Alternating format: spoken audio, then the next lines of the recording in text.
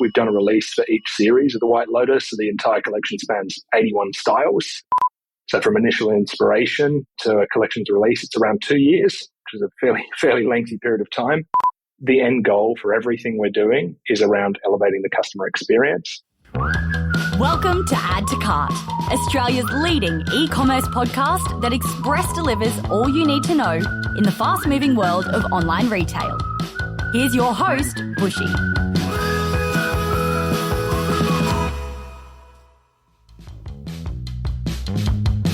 Welcome back to Add to Cart, Australia's leading e-commerce podcast for e-commerce professionals who never stop learning. We bring you insights from the top e-commerce operators, founders, and experts across Australia to help you drive results and grow your e-commerce career. My name is Bushy, joining you from the land of the Turrbal people here in Brisbane, Australia. And today we have one of the most sparkly, beautiful brands. We're actually diving deep into the underworld of their tech stack. Today, I am joined by Luke Matthews, Head of IT at Camilla Australia. That's the iconic fashion label known for its bold prints, celebrity fans, and a growing international footprint, including a brand new boutique on Madison Avenue in New York.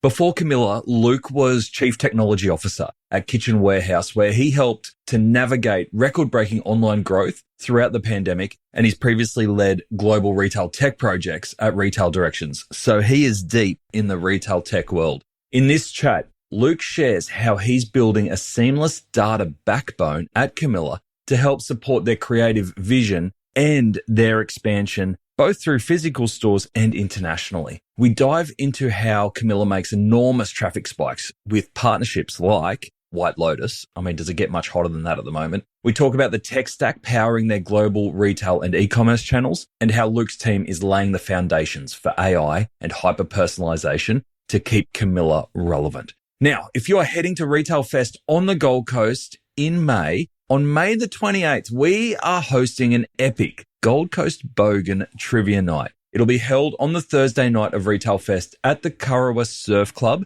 Spots are limited, so secure your ticket now. If you're a retailer, we have tickets available for you. They're $20, but $20 that will go towards Thread Together, and that secures your seat, or you can get a table if you want to get your friends together to prove you are the smartest people at Retail Fest. That $20 goes to Thread Together, but also gets you a night of entertainment, drinks, and nibbles. Secure your table now at addtocart.com.au. And if you are keen to check out the innovative retail landscape at NRF 2025 APAC in Singapore, give me a shout out because I am heading over and we are taking an Add to Cart tour group and we have a package available that is less than the standard ticket price. If you want to discover all the opportunities that Southeast Asia has to offer in retail, especially considering that they might be a little bit more attractive with the recent tariff changes, head over to addtocart.com.au, register your interest, or drop me a note to come along with us. A big thanks, as always, to our partners at Shopify and Klaviyo for making this episode and all our episodes possible. Now, let's hear how Luke Matthews is weaving data, tech, and creativity together at Camilla Australia.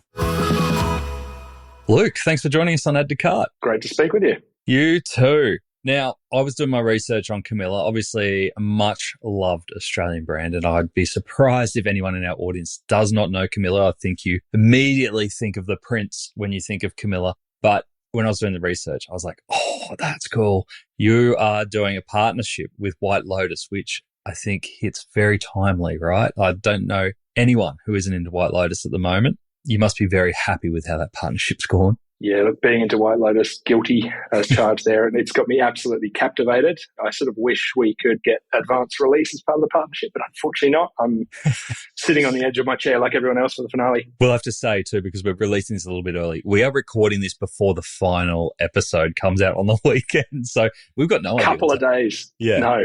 All the listeners know. Yeah, but look, disruptive collaborations are a really core part of the Camilla brand. You know, we've done a number of partnerships, White Lotus included, to name a couple recently. There's been ongoing partnership with Disney, with Robin Williams. I mean, you may have seen the recent Wicked partnership as well. Oh, yeah. You know, there's been ongoing collaborations, and they're a huge part of the brand's success. White Lotus is our first TV partnership. Pretty exciting, and it is such an iconic show. You know, the fusion of fashion, travel, relationships, all the drama. It fits really well with the Camilla brand. And look, operationally, partnerships are a massive effort for the team as well. I've got to call out the broader Camilla team. Like it is enormous. Every part of the business is mobilized to make it happen. The response we get is just overwhelming. Yeah. And obviously you're on the IT side, so I don't expect you to be the brand partnerships expert by any means. But when you say partnerships take a lot of effort operationally, what do you mean by that? We get enormous demand spikes. So, if I went past the actual collection production side, which is, going on for a long time before I ever have to look at it, when those collections launch and when those partnerships launch, you do see huge spikes that, I guess, coming from, other businesses. Black Friday's got nothing on a partnership launch, on a collection launch. The demand that you've got to handle is extraordinary. How do you manage it? Do you do pre-release, pre-orders or reservations or anything like that? We don't with this. There might be some small events if you're in the right group, but no, it's open to pretty much everyone. And it is just about preparation as a business. We know the expected demand. All of the teams are on board and ready, prepared to handle it. And then it's just a massive couple of days afterwards, particularly I would say for our supply chain team and for the marketing team, going live with us. Yeah, it's enormous. I couldn't imagine the pressure on the forecasting team as well, because I suppose they're ordering well before even season 3, maybe even the plot is released. You know what I mean? Like we're now in it, so we know how popular it is. But back then you kind of be like, well, I think it's going to be good because the first 2 were good and I think 3 is going to be good. How do you forecast that from a fashion perspective? It looks pretty challenging, and that collection's quite broad now in terms of, we've done a release for each series of the White Lotus. So the entire collection spans 81 styles across 3 key prints. Look, I'm not in that team, but I know they do a lot of work for it. And it's not easy. Yeah. And it's not your only project going on. I saw also that you just launched what was a pretty impressive new boutique on Madison Avenue in New York. That's pretty iconic. What kind of role did you and the team have in that? Well, I've got one lucky team member who was over there to open it up. I wish it was me because I love New York and I can't wait to visit that boutique. But yeah, it's a really well orchestrated process for the business. We've been opening stores in Australia for a long time and also in the US now for a couple of years.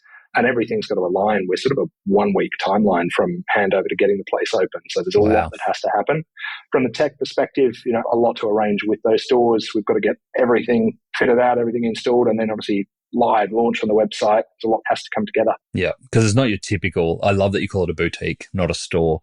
When you are opening those stores, what are the kind of different experiences or layouts that you try and incorporate that might not be your traditional retail experience? They're somewhat unique for each store. And look, I probably need Camilla in the room to really talk through this, but the current layout is called Hotel of Curiosity. And it really is, it really is that when you walk into these stores, they inspire the prints that you're seeing around, the design of the place. It is very much elevated from and different to, I think, your traditional retail experience and even your traditional luxury experience. We're in a bit of another league with the fit outs.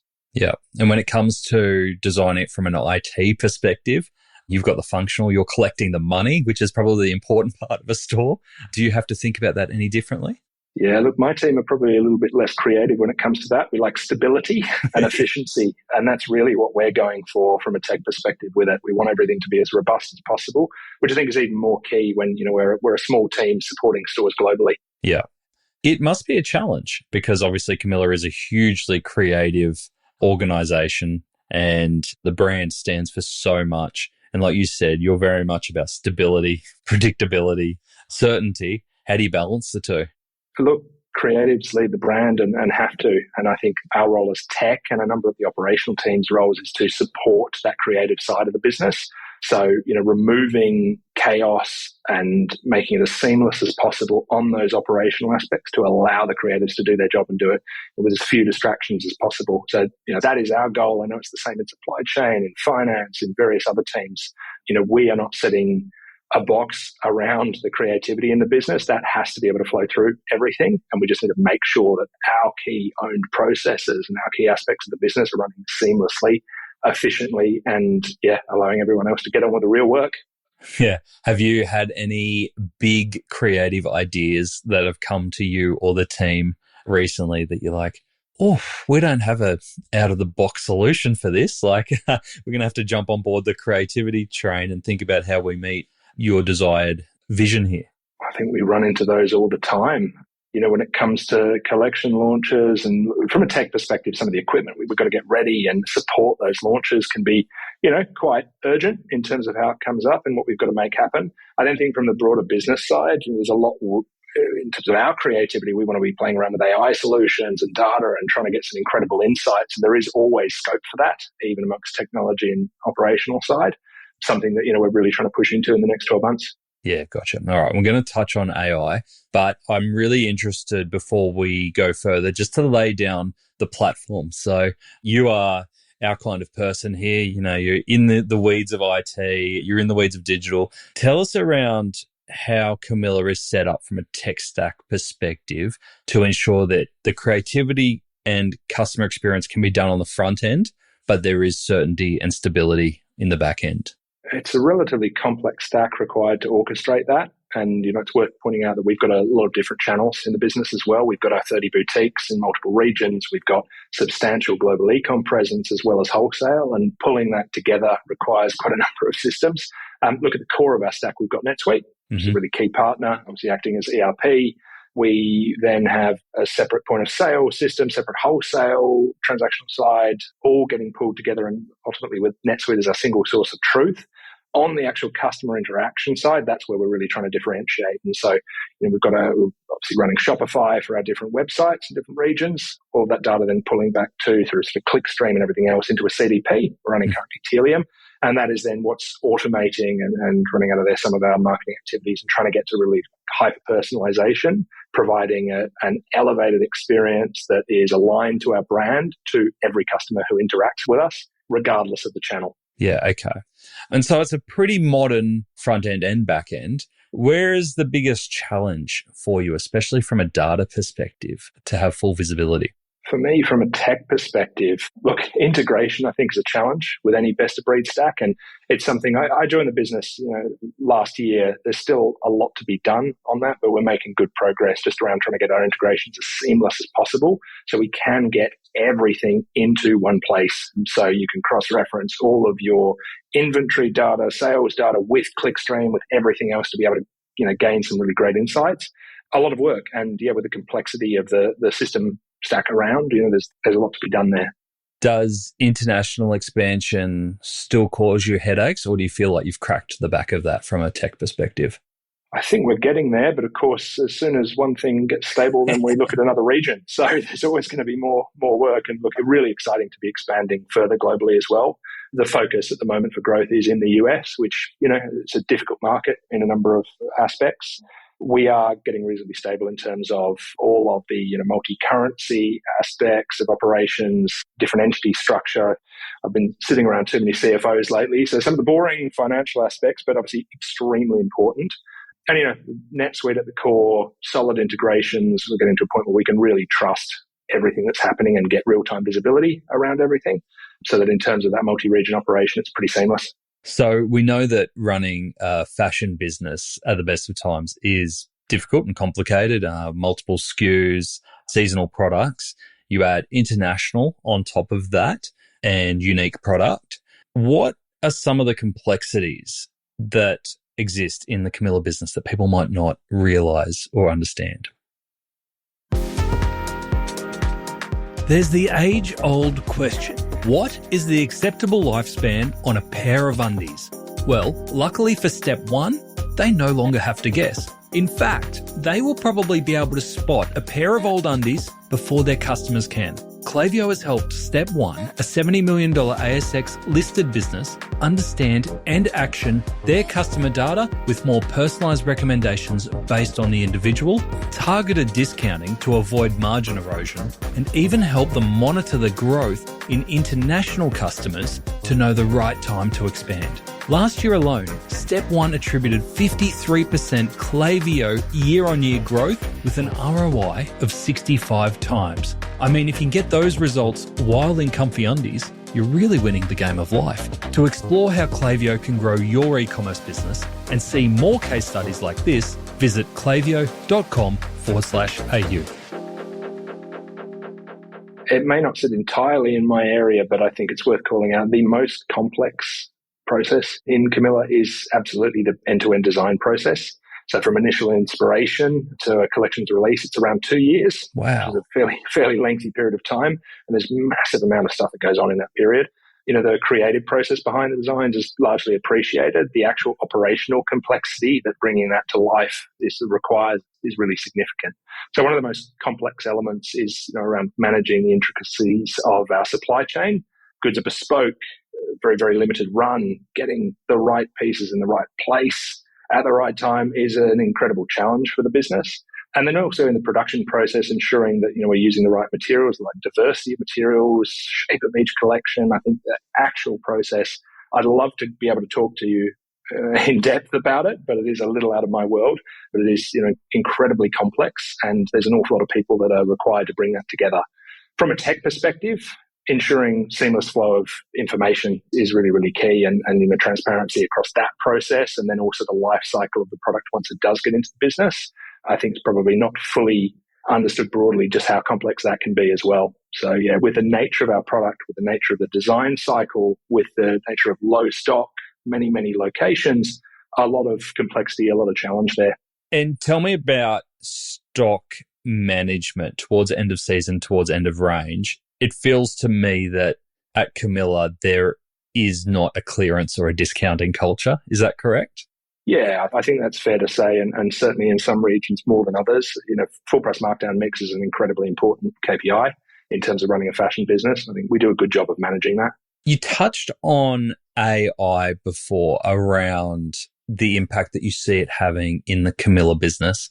I'd be interested, especially from that design process and the creativity. Do you foresee any opportunities? And speaking off the top of your head here, obviously no plans in place. Well, I don't think there are plans in place, but in terms of AI and how it could integrate with systems to help in the design and creativity process, do you foresee that being a big piece for Camilla, or is it always going to be very artist kind of human based?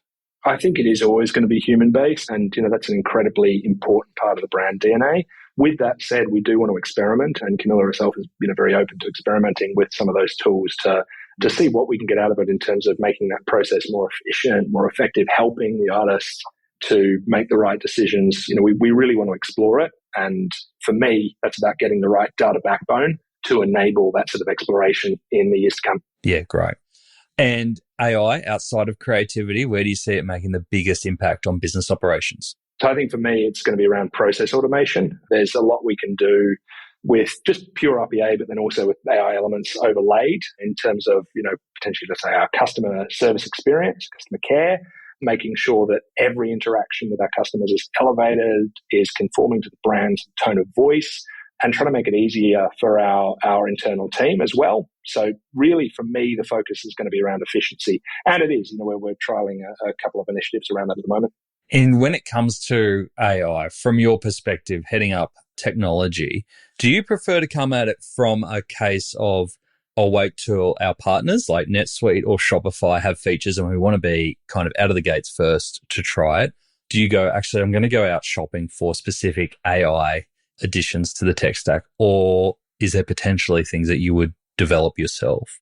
I'd love to say I'll develop them myself. I think at the moment with our global expansion, there's probably not all the capacity I need to be able to do that. But, more than happy. And I do often look on market for, I guess, specific AI use cases to support specific issues or specific things we want to improve in the business.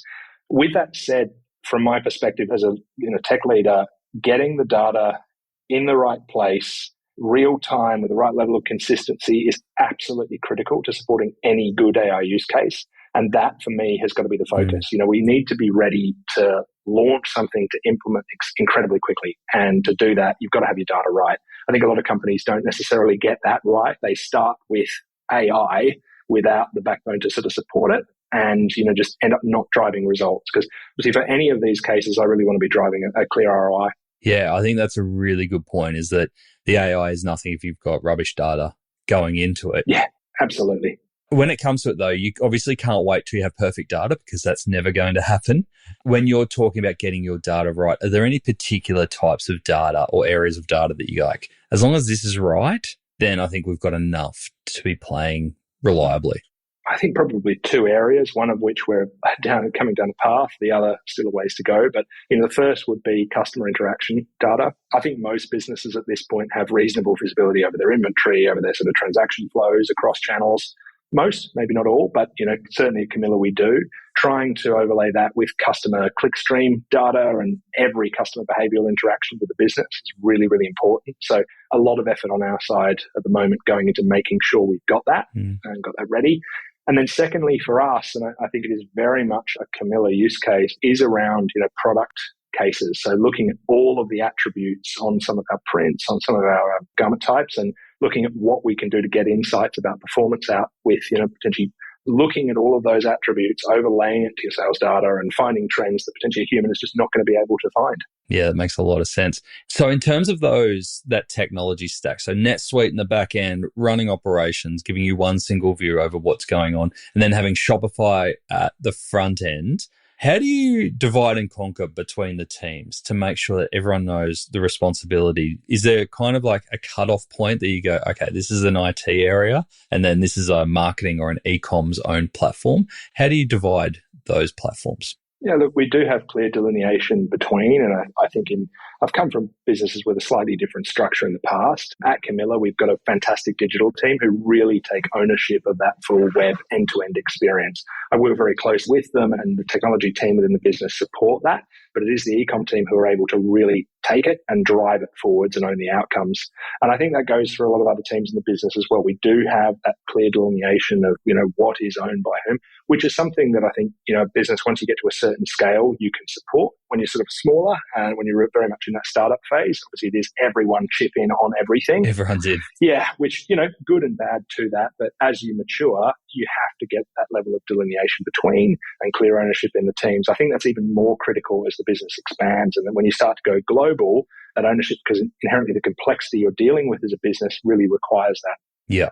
And do you find that there are often requests that the digital team can't execute themselves on a platform like Shopify versus when you have to do changes to the integration or something from an operation perspective to give them access to new data that they didn't have or connect systems that they might not have been able to before, or are they pretty autonomous? Reasonably autonomous most of the time. Look, we've got a great head of ecom in Tracy, and she does an incredible job with her team in terms of owning a lot of that.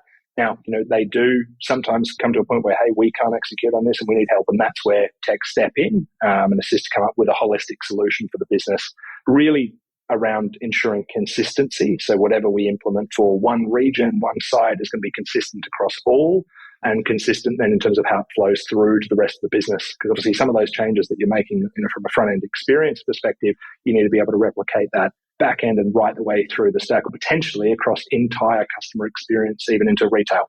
Yeah, that makes sense. And I'm curious to get your thoughts around businesses who may have gone on to Shopify originally, businesses grown, moved into Shopify Plus, and then all of a sudden they've reached that point and they go, maybe I need an ERP. You know what I mean? It gets to that point, especially around product management, inventory, multiple markets. In your perspective, what's the point where you go, actually, you can't have it all within one e-commerce platform? An ERP might start looking like it will make investment sense to kind of make that investment in something more significant like that. I think when you're a single channel, and particularly when you're a single channel e-com, you can very much just operate in a Shopify world with a GL accounting system outside. When you're looking at a broader business where you've got, certainly multi-region, but even just multiple channel of retail stores, that's when I think the business case really starts to stack up. You could run some of those solutions directly out of Shopify. Obviously, Shopify have got their POS and offer a decent solution, but not suitable for all businesses. And when you start talking about that multi-channel operation, you've got to have something that's going to consolidate it all. It's really key for delivering on customer experience. So the alternative is that you can end up with really siloed, segmented systems where you can't see behavior across channels. A lot of businesses are in that position, and it's not a great one. If you have that experience as a customer where it's like you're buying with two different businesses, it's not what you want. I think you want that holistic, seamless experience across all those channels, and that's the key driver. That's when you start to say a single point of truth, a single source of truth to unify all of that, likely in a high-functioning ERP, is what you need, and it becomes very much justifiable from a business perspective. Yeah, that makes sense. When it comes to handling a source of truth around product details, all the way from product descriptions to inventory to media, where do you think that should be housed? Look, it depends on the business and the level of complexity. We have very, very complex content across our products, some designed for the wholesale channel, some designed for e-com. And at the moment, we don't bring everything into one source. We don't necessarily have the business need to do that. So we can have really, high functioning systems sitting outside that are for specific use cases. The key for us is that where we need access to that data as a whole, as a business, where it's going to be used multi-channel, that's when it's all going to transit in via the ERP. Yeah. But for specific use cases, happy to support it in the more siloed systems. Yeah, cool. That makes sense. So I could imagine with big platforms there, NetSuite, Shopify, there is a continual development. These are the platforms that never sleep. There's always new features, new things available to you. And like you said before, there's only so much capacity that you and the team have. What is on your radar for new features that you would like to add on to these platforms to enhance that customer experience? Yeah, look, for us, it's all about data at the moment, and it's all about trying to get the richest possible data into one source to be able to, derive some great insights out of an act to really elevate the customer experience. The end goal for everything we're doing is around elevating the customer experience. And so all of the activities that are taking place at the moment are just laser focused on that. And so for me, for a tech perspective, it is about getting all of our data into the one source for anything that is going to help us to better support our customers and provide a better experience. You must, because you would see a lot, right? You'd see a lot of what's coming down the pipeline. You must have some big ideas around how to improve that customer experience, especially when it's enabled by tech. How do you share them with your team and the wider team around you of what's possible to start kind of sharing that excitement? Look, we've got a really collaborative culture in the business. I think it is a big differentiator. So none of the teams are operating in silos with their own ideas, and sharing that into tech, it happens naturally as part of the sort of Camilla way of operating. We have some pretty broad conversations with the exec and senior management team around what we want to do, how we want to differentiate, what our key points of difference are as a business. And I think naturally out of that, the key ideas fall. So, the list at Camilla, like in a lot of businesses, is endless in terms of what we could do, what we want to do. But, through those conversations, the most important bubble to the top. And then we can take those forwards and push them down to individual teams for execution, which, we do really effectively. Yeah, great. Awesome. Tell me about metrics. We talked a lot about data already, but for you as an IT leader in a business, what are the metrics that you look at daily to know if you and your team are on track? Ever dreamed of turning a weekend passion into a thriving business? Girls with Gems did just that. What started as a mother-daughter duo hosting jewellery parties at home is now a bustling boutique and a booming online store. They've helped hundreds of women feel confident, stylish, and part of the sisterhood to become, as they like to say, one of the girls. And with Shopify, things are moving faster than ever. In 2024, their online sales revenue grew by a jaw-dropping 107%. But it's not just about the sales. Things feel smoother behind the scenes too. Efficiencies have soared. Huge sales events are prepped and scheduled ahead of time. And integrated automations mean VIP customers are spotted instantly, triggering exclusive offers without anyone lifting a finger. Just smart tools, stylish growth, and one sparkling success story. That's Girls with Gems on Shopify. To read more success stories like this, search Shopify case studies. Okay, I think for me, it's something that is always changing depending on the focus for the team. There's some core metrics around stability and from pure IT elements that we will ongoing look at in terms of, all of our various stability metrics, tickets coming through, making sure that, the business is being well supported from an IT side. Broader tech, that's really around speed of delivery. And everything for me is built around that, trying to make sure that we've got the minimum possible lead time on implementing new ideas, taking it from initial single line idea right the way through to valid use case, implemented, impacting and improving that customer experience or internal, our tribe experience. Measuring that and focusing on that is key for the team. For anyone who might be in a position where they're running projects within organizations and they're struggling to get them completed and through in a reasonable time frame. And there's a variety of reasons why this can happen, right? Communication, technical issues, partners, the whole lot. What's your advice for running a IT project that can run at a decent clip? As in, are there any things that you've learned in your career that you're like, I wish I knew this earlier, because it helps run projects so much more smoothly and decreases the time to delivery? Yeah, look, it's define your methodology for a start. So what you're going to actually use to execute the project, but also as part of that, how are you running the project? What's the communication cadence? What are all of the expectations around it? Secondly, really clearly define the outcomes.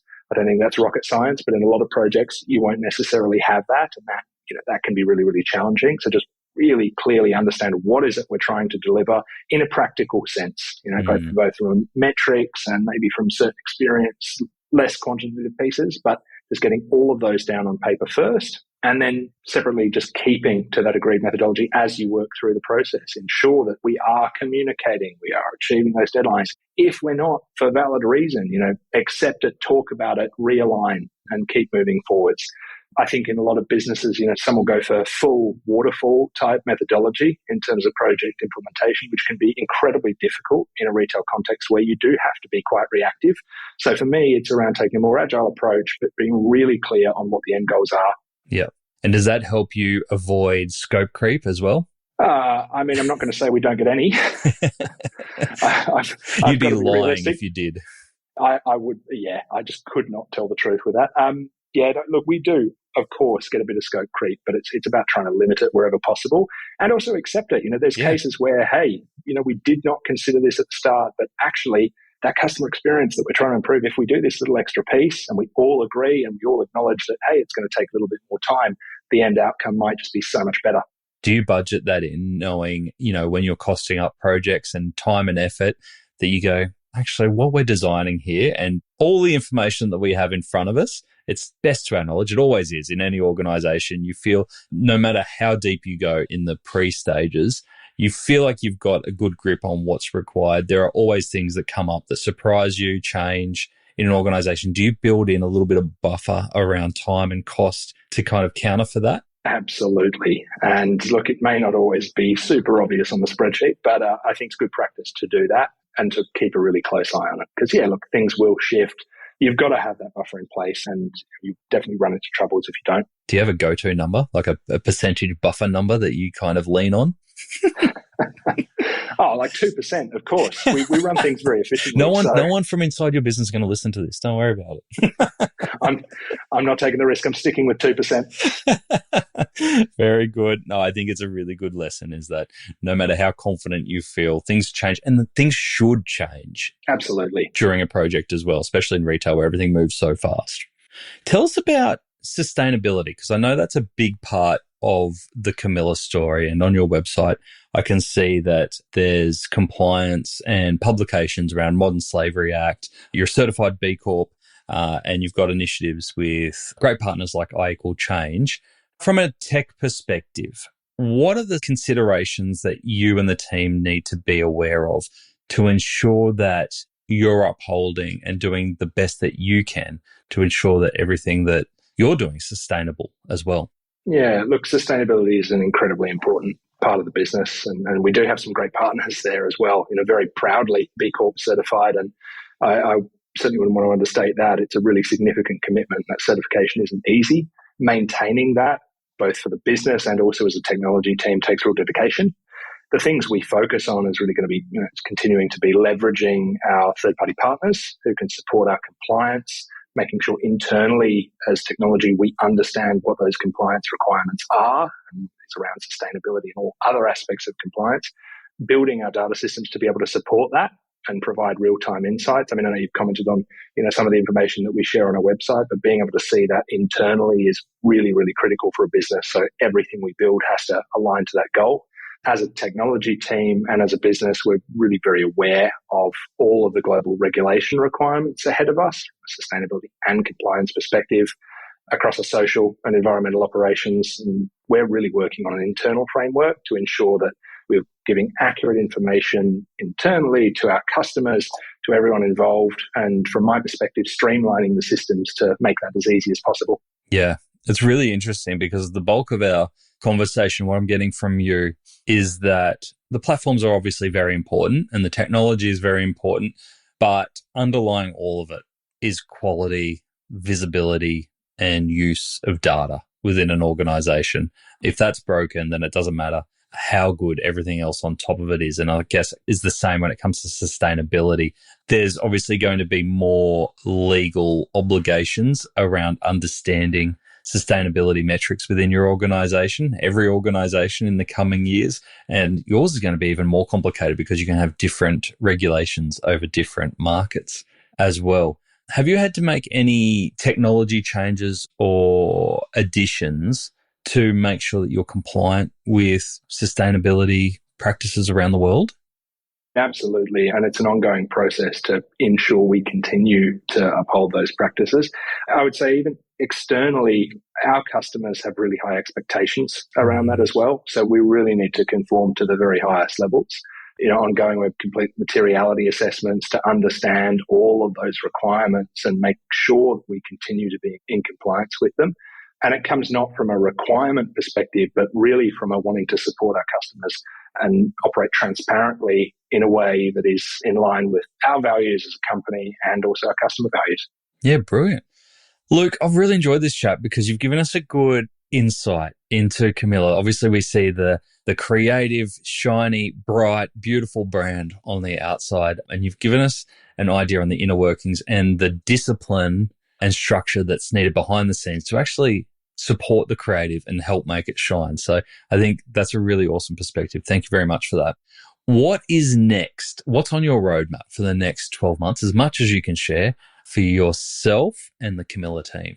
Well, I'm pretty excited for the next 12 months. I joined the business in the last 12 months and getting a lot of the foundations in place as we move forward. Look, no surprise for me, it's going to be all about data and providing the backbone to get some incredible insights out for the rest of the business to make sure we're enabling the creative side as best as possible.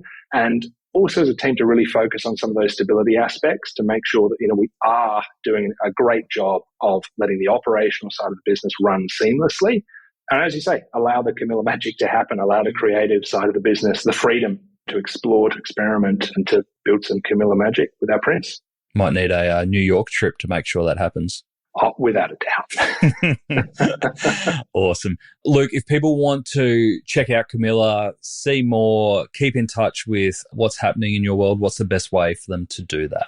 Look, the Camilla website's your number one touch point. You'll see, as well as Instagram for us, really, really key channels. So have a look online, sign up for us. You'll hear all about the goings on at Camilla and engage with Insta and our socials. The team are incredibly active on there and there's some great things coming as well.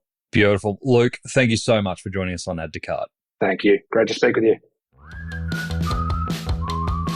Now, that was a fascinating look under the hood of Camilla. I think we all know the Camilla brand and an image immediately comes to mind of the beautiful, bold patterns, amazing design, beautiful fashion. But I loved hearing how much tech and operational discipline it takes to actually make all of that come to life. A really nice blend of tech and creativity. Here are the 3 lessons that I'm taking away from that chat. Number 1, prioritize data infrastructure early. Luke made it crystal clear.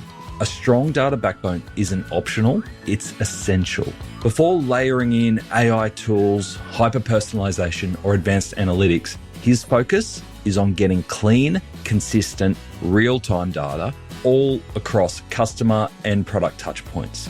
If you're battling siloed systems or patchy integrations, I would bring it back to there. Audit where your data lives, identify the gap, and build a roadmap to unify it now. Otherwise, as AI continues to advance and the pressures of more reporting and more insights that are required are needed, you are going to be scrambling to keep up. Number 2, plan for traffic spikes beyond Black Friday. Camilla's White Lotus collaboration created demand surges bigger than Black Friday for them, and Luke's team had to be ready. And their secret was relentless preparation and system stability. Sounds boring, right? But is so essential. So whether it is a new product launch, an influencer collab, or a sale event, e-commerce brands need to stress test their infrastructure before launch day. Luke's advice was to build resilience into your POS, supply chain, and website systems now and involve your IT, ops, and marketing teams early to plan for impact. It's not just IT's job to make sure the sites are stable and ready. And number 3, best of breed needs best-in-class integration. With NetSuite as an ERP, Shopify for e-commerce, and a separate CDP for marketing, Camilla is running a modern best-of-breed tech stack. But Luke called out the hidden challenge, integration. Without a strong middleware or connecting layer, the whole thing can collapse under its own weight. If you're scaling, don't leave system integration as an afterthought. Invest in connecting your systems properly. Bring in an expert if you need to, so that you can actually use the data that you're collecting across sales, marketing, finance, and supply chain. If you're putting the investment into the platforms themselves, make sure they can speak to your other platforms. If you enjoyed this episode, please consider sharing it with a friend or a colleague, or leave us a review on Spotify or Apple Podcasts. It really helps us grow and add to our amazing Add to Cart community. As always, a big thanks to our partners, Shopify and Klaviyo, for making this episode possible. Thanks again for listening, and until next time, keep those customers adding to cart.